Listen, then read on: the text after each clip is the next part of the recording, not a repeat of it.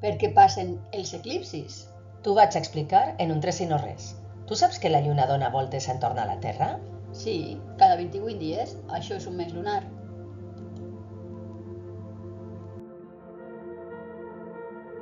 Doncs a voltes la lluna es troba entre el Sol i la Terra i pot ocultar-lo. Això l'anomenem eclipsi de Sol. De la mateixa forma, quan és la Terra la que es troba entre el Sol i la lluna, tindríem un eclipsi lunar.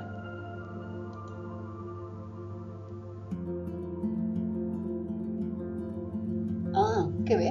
Però i el moviment de la lluna no era també la raó de les fases lunars? Sí, clar, també.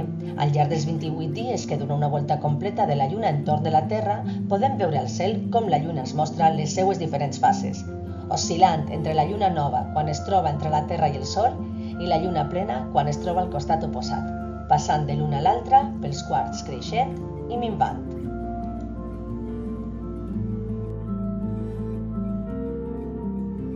Ah, ja l'he entès.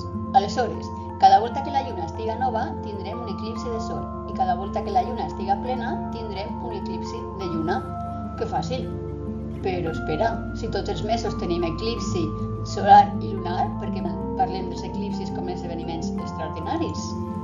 Ah, no, això no és correcte. No tenim eclipsis cada lluna nova i cada lluna plena. Però no patisques, que és una confusió molt comú. Passa quan juntem mentalment l'explicació de l'eclipsi amb la de les fases sense tindre en compte un detall molt important que sovint s'oblida a les representacions com les que hem vist abans. I és que sí, la lluna orbita al voltant de la Terra, però ho fa amb una inclinació de 5 graus respecte de l'eclíptica, que és el pla en el que estan continguts la Terra i el Sol. Per aquesta raó, no sempre està alineada amb ells, que és la condició imprescindible per a que es produïsquen els eclipsis.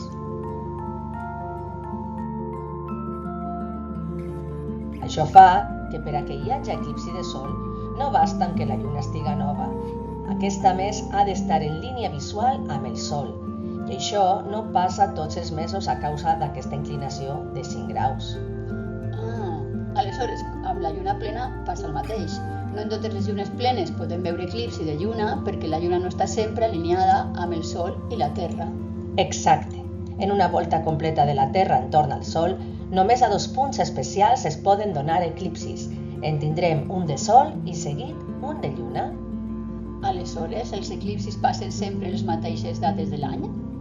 No exactament, perquè les òrbites reals no són perfectes i van pertorbant-se amb el temps. Tindrem almenys 2 eclipsis a l'any, però no tots els anys passaran a les mateixes dates ni es veuran des dels mateixos llocs. Per això són esdeveniments tan extraordinaris.